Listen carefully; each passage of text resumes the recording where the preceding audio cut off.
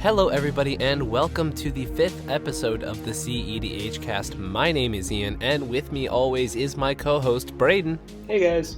This week's episode, we are going to talk about a recap of GP New Jersey, also known as Magic Fest New Jersey. All right, so before we get started, I have to do our weekly Patreon shout-out, and today the Patreon shout-out is Daniel Martin. Thanks, Daniel, for the support. I remember you being one of our very first patrons, so it's really appreciated. Thank you very much, Daniel. All right, now moving on to the main topic. So both Braden and I attended Magic Fest New Jersey. I actually went for the full 3 days. I was there Friday, Saturday, and Sunday, and Braden joined me on Saturday. So we're just going to go over some of the things that happened during the Magic Fest. We're going to talk about people we met, games we got an opportunity to play, if we played any sort of other formats like the Mystery Booster Draft, which I actually got a chance to do a couple times. And then we're going to talk about sort of general impressions of cEDH that we got from being there. So I started out by coming down on Friday morning, probably woke up real early and ended up driving down to Jersey. And when I got there, I had paid for the Command Zone Pass, so I popped on in there and noticed that there was a lot of casual Magic happening, which is totally fine. I just didn't bring any of my casual decks. So I decided to sign up for a couple of Mystery Booster Drafts, which if you guys get a chance to head out to a Magic Fest or come this March, there'll be the store version of that. If you get a chance to draft that, it's actually a really fun time. I don't know how many of our listeners are into drafting, but it's a blast. Later in the day, I got to jam some games of cEDH as people started to trickle in. There were only a few pods of cEDH going on, but it was a really good time. I got to test out some of my non-Fish Hulk decks. Got a chance to play those, but I had a lot of proxies in those, so I was trying to play Fish Hulk as much as possible because of the big tournament in Pennsylvania coming up this weekend. And that was my Friday. I mean, it was pretty simple. Eventually, I met up with the people that I'm sharing a room with, a couple friends from my local meta, my good friend Josh, Matt, and Elise.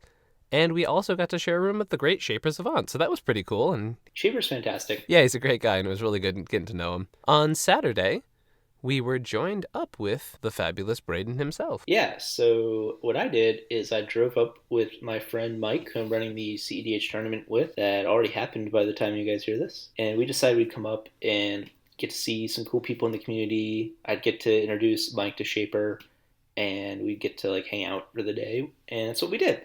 The first thing I noticed when I got there was absolutely no room anywhere. It was probably the most packed I've ever seen that tournament hall. I've been there 3 or 4 times at this point. Yeah, I talked to the people at Channel Fireball, and they said apart from Vegas, it was the biggest event that they'd had in the 365-day year. Not obviously. It's the beginning of 2020.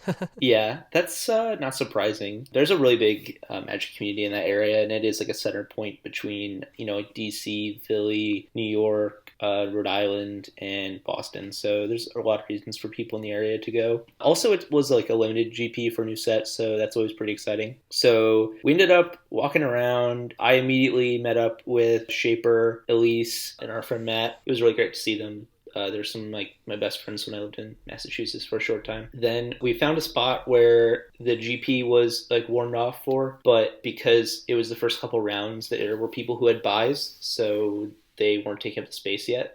So we got to play there for a bit. At this point, what were you up to, Ian? Well, Saturday I was going around and I was selling a lot of my collection to afford some dual lands. That was a large part of my Saturday. And I did acquire a couple. I was able to pick up an Underground Sea, a Tropical Island, and a Tundra. So that was pretty cool. I think if anyone is going to be making those very big purchases like that, unless they have a very specific hookup, like a friend is selling their collection and they'll give you half off. If you don't have that sort of luck, the next best option I have always found is to buy at a Magic Fest. At those events, they have vendors who are just trying to push inventory, and they don't care if they're $20 under market because they don't have to worry about shipping and all of those costs. So for you, the buyer, it's the best place to go if you're really trying to make a big purchase. Also, the more of these events you go to, the more that you know people. So I had a friend named Thomas, and I immediately went up to his booth, and I sold him some of my Judge promos that I got literally the day before. And I got a card that he'd pulled aside for some cEDH player, and I was the first person who came up and asked if he had it. It was a full art foil Thassa's Oracle, so got one of those. I showed it off in the Bling channel on the Discord, and he gave me some pretty good prices for some of the promos. And I told some people to go check out his shop. Just kind of how it works, like a lot of these places, like you can actually get to know many of the vendors and ask like what their names are, and if you like them, you can go see them multiple times, and you can kind of build a relationship of sorts. And it's pretty cool to be able to like develop that over the course of a couple years, especially if you go to the GPs that are all on the East Coast, where they're all really close and a lot of the stores are there multiple times. Very true. I know I personally like buying from 95 MTG because their business model is that they work on a very slim margin from their buy price to their selling price. And because of that, they move a lot of volume, and they also have really great prices, and their prices are aggressively marked to sell to people. So that's pretty cool. Yeah. So after that, after I sold some cards, we went to the local Outback Steakhouse and talked about cEDH and other drama for a bit. That was a lot of fun. Something I'm gonna remember for a long time. It was a really fun day. It's just really cool thing about Magic Fest is like my friends from New Jersey, my friends from Massachusetts, and Shaper and I all getting to sit, at like a restaurant and just talk about the format and hear what we all think and talk about the cards we disagree on. And there are not a lot of times you get to do that, and it's just always a great time. Yeah. So after that, we snuck into the command zone illegally, and Shaper... We're able to play with me for a bit, yeah. Yeah. So the first game I played in the command zone that I remember is I sat down with Shaper, Ernesto, and Jacob from my New Jersey meta, which was pretty cool. Jacob had just bought a Time Twister that day, so he was jamming Opus Thief pretty hard. Opus Thief's a pretty tough matchup for medium green, which is what I had switched to at that point, so I just got stomped for quite a while. I basically got stomped the entire weekend. I was like one of the most fun weekends I've had maybe ever, but I also did not win a lot of games. And the ones I did win, I won through very, very sketchy, but I think correct play. Because there's just so much Opus Thief and so much fish, and I had fish, but I took it apart because I just didn't want to play it anymore. So then we saw Jim Wolfe, so I talked to Jim for like just a little bit. A whole bunch of people met Jim. After that, we went and played some more games. I lost almost all of them to a turn 2 Adnals. I had a particularly interesting game with Shaper, Matt, and Elise.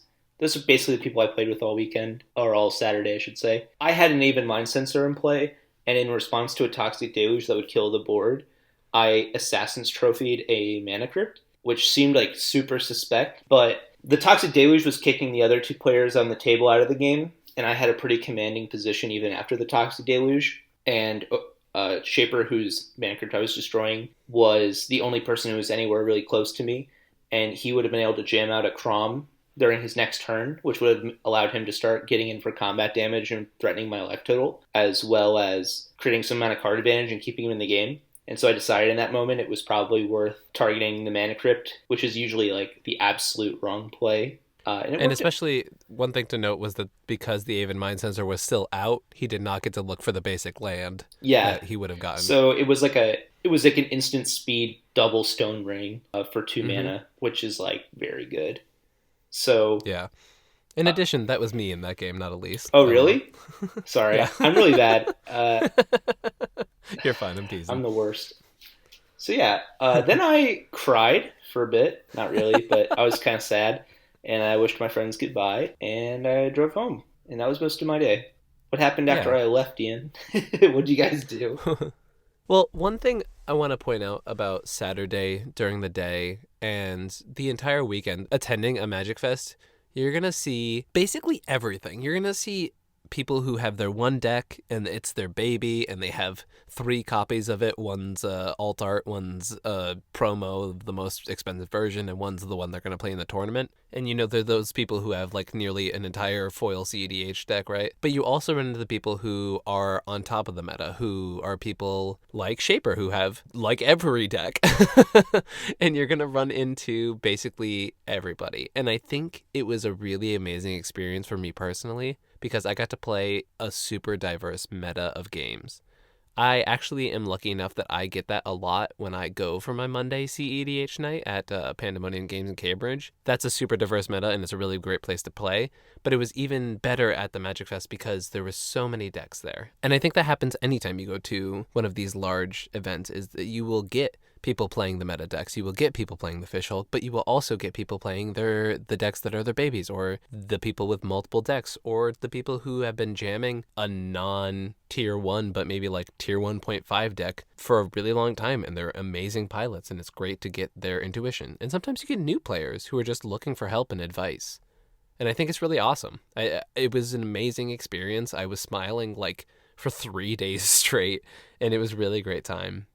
One thing to note, as I mentioned earlier, I was playing Sushi Hulk or Fish Hulk or whatever you want to call it for a good portion of the weekend.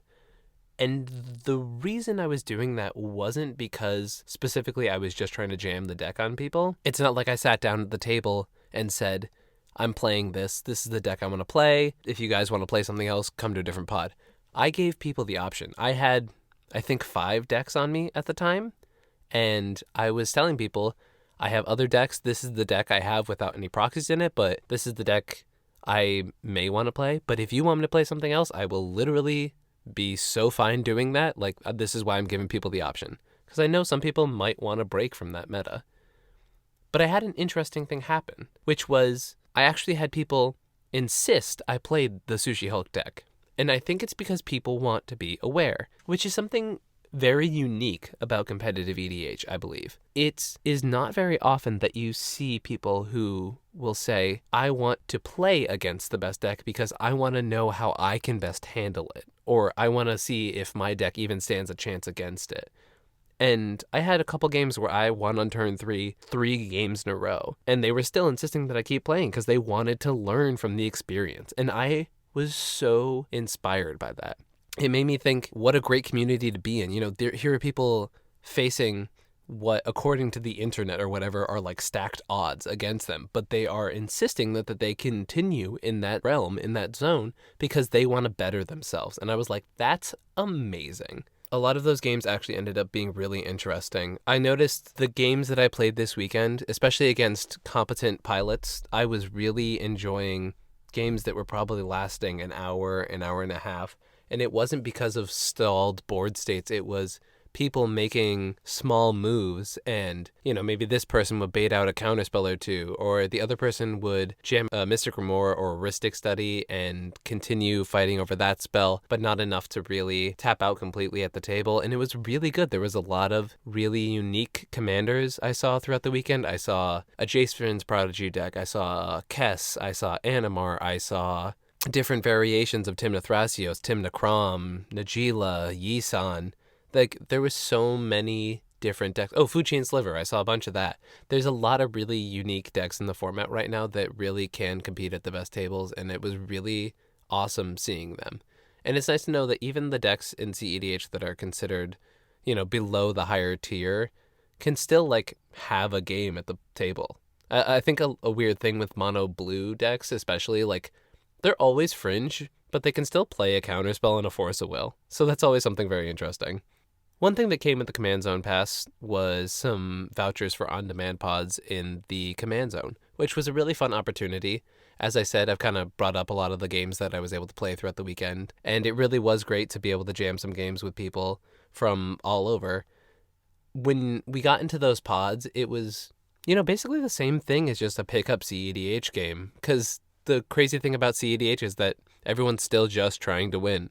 So jumping into those pods, even though there were prizes on the line, it was still everyone playing their cEDH deck in the best way that they could possibly. And we actually got an opportunity to win some pretty cool prizes through the ticket booth. So all in all, I think going out to a Magic Fest is a really amazing time. I got to experience such a diverse meta.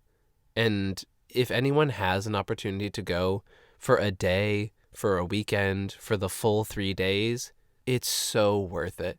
Especially if you have any sort of indication of the presence of like a cEDH group in the meta. Going down with people helps a lot, because I was able to sit down with friends and jam a game, and then people would come over and be like, oh, well, I know that's a cEDH deck. Like, are you guys looking for another person? You know, when someone would be like, oh, I got a draft coming, they would get up, and then suddenly a new person was in our group. And that was another good thing the vouchers were good for, because, yeah, I used a voucher and met 3 other people there who were playing cEDH. Had I just been walking around, I maybe never would have met them. But because I had those vouchers, I actually was put into a pod and we competed together. But then I think I probably played over 15 games with the people that I met in those side tournaments throughout the rest of the weekend just for fun, just to have a good time playing cEDH in a format we all really enjoy. So that was really awesome. Quick shout out, I was able to spend a good amount of time with the people from the 99 YouTube channel. As Braden mentioned earlier, was able to play a game with Ernesto. I had the opportunity to play a few games with Ernesto myself, and he's really fun to play with. I know Patrick from the 99 was also there, although I didn't get to play a game with him because he was out for a good portion of the weekend. And I know Mikey, who actually, if you've caught the most recent episode of the 99, he was their guest for that episode, so he was there too. Now, there was a lot of really good people in the community, a lot of people who are making cEDH content, a lot of people who are working in that sphere were there and were able to have a lot of fun games. I also got to play with Mikey and Ernesto, or at least talk to them. They're both wonderful members of the community. And I actually got to do a live brew with them where we brewed a Euro. That was a lot of fun. So the next topic on our episode here today is the cEDH drinking game. As I mentioned, I was sharing a room with 3 of my friends from home and Shaper, and we decided that we were frustrated with the lack of cEDH drinking games. And the internet had done us wrong by not providing us this. So we said, you know what, internet? We are going to make a game. It's still in testing, and most of the rules happened mid-game when we just screamed, F you, now you drink. So... That sounds like Matt. Yes, a lot of that was Matt. I have to say, Shaper and I were also responsible for a good amount of that. Yeah. I went on a tire. There's one rule that I will point out later that was 100% me being a troll. So at one point, I think Shaper mentioned that he wanted to spend most of the day drinking. So I'm glad to hear that you guys got to do that at least at some point. Yeah, we had a good time is what I'll say. So, to give a little context to the naming of this game, a common expression around our store, if someone gets, I don't know, punked by, say, an Aven Mind Sensor when they go to fetch, is, get fucked, idiot. So, of course, when we're making a competitive EDH drinking game, we had to name it Get Trashed, Idiot. So let's go over the rules here. Oh, God. And we can post a Word doc in the episode. The first, each mulligan past your first 7, you have to drink for each. Already good. Well, just like starting off the I'm game, dead. You know? I did mull the 4 once this weekend, so that would have killed me. Playing Fishhulk, you just mulligan so often.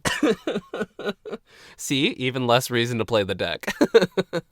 The next rule is a little more ephemeral. It says, each time you get bamboozled, take a drink. To give a little more context, or as an example, anytime you go to fetch and get punked by an Aven Mind Sensor, something like that. I forgot how stressful it is to live under the threat of Aven Mind Sensor from any player at the table. Until recently, I've gotten bamboozled so many times. And I have to say, I think being able to take the drink is something that at least lets you feel a little better about getting punked. I need the drink after I get bamboozled like that. It was actually really funny. I was talking with Shaper when we were making the game, and he was insistent on the fact that each time you drink, it has to be because you have lost or messed up in some way. That's so funny. We were like, what about every time you play a Carpet of Flowers? He was like, no, it's every time you lose your Carpet of Flowers. Get f***ed, idiot. You're right. It's 100%. It's get trashed, idiot. Like, come on. Oh, God. It's so funny. The next rule, and this is probably the most intense one. Each time you miss a trigger. I'm actually dead. Wait, I have a question. Dead. What if it's a May trigger? Does that count? Can I just say I said no? No, that's May. Yeah, that's not missing. Okay, so like if I miss a Dark Confidant trigger, I take a drink, but if I just say no to a Ristic Study, it's okay. All right, I'm not dead. Yeah. I'm not literally dead, but I'm still in danger. I'm going to draw my card for turn. Oh, wait, my Mana Crypt trigger. Get trashed, idiot. I'm so dead. It's like I do that every game. You get to assign a drink if you stop a win, i.e., I don't know, Angels Gracing when they go to consultation their library away. This one, I believe I made defensively, and it was every time you diss a cEDH content creator. Oh no, I'm dead. Yeah, so, be nice to everyone in the community, I guess. Shaper's But the one dead. that I know 100% I was responsible for is every time you take damage from a tarnished citadel, you drink. Oh god. Is it possible to be so drunk you become alcohol? Because that is I believe your blood alcohol level can be so much that you become alcohol. Yes. okay. Because that's me with these rules. The Tarnished Citadel one, I know because we had a whole conversation about why the card was totally fine, and my friend was playing it. Elise was playing it at the time, and I was like, well, guess you're drinking.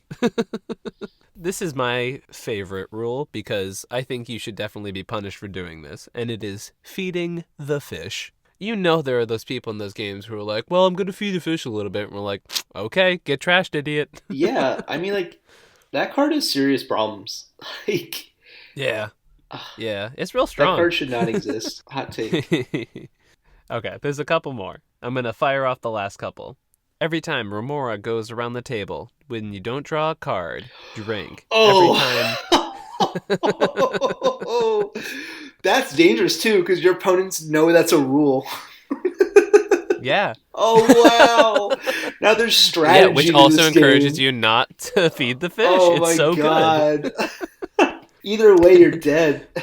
Yup. That's so funny. Ooh, this is also a spicer. Every time Timna is blocked with the Forbidden Orchard spirit, bam, Get baby. trashed. Oh my god. Those are some good ones. Every time the Gitrog player can't explain how the loop works. How about that? I think they have to do a shot every time that happens. He was gonna win, but he's unconscious on the table. Every time Shaper has a turn 2 ad nauseum. Oh my god, I think he literally had like 6 in a row. Like, it was insane. Yeah, That's an it was exaggeration, frustrating. but like, It was 2 or 3 in a row. it was at least 3, At yeah. one point, he didn't look like he was going to win, and he won, so that sucked. Those were some pretty crazy games. Yeah, they were. All right, we have one last thing to talk about, and that is the Phoenixville cEDH tournament. If you're hearing this podcast, it already happened. If you were there, please leave a review or a comment or a complaint or a internet meme style rant, I guess, about the event and what you thought could be improved, what you thought was great, who you were happy to see, who you weren't happy to see. Just complain, and it'll be appreciated. We can open a section of our Discord for anyone interested in feedback. Yeah, it sounds good to me. So, it's a shorter one this week, everyone, but thank you for joining us. We are going to quickly throw it over to Braden to tell you where we can be found on social media. You can find us on Twitter at the cEDHcast. You can find us on Instagram at the cEDHcast. You can find us on Reddit at the cEDHcast. You can find us on SoundCloud, on Spotify, on Google Podcasts, on YouTube. You can find us on Discord. You can find us on MTGcast. You can find us all over the place. Just Google cEDHcast. We'll pop up. Awesome, everybody. Thank you for joining us for another episode of the cEDH cast from me and from Braden. Bye. Bye.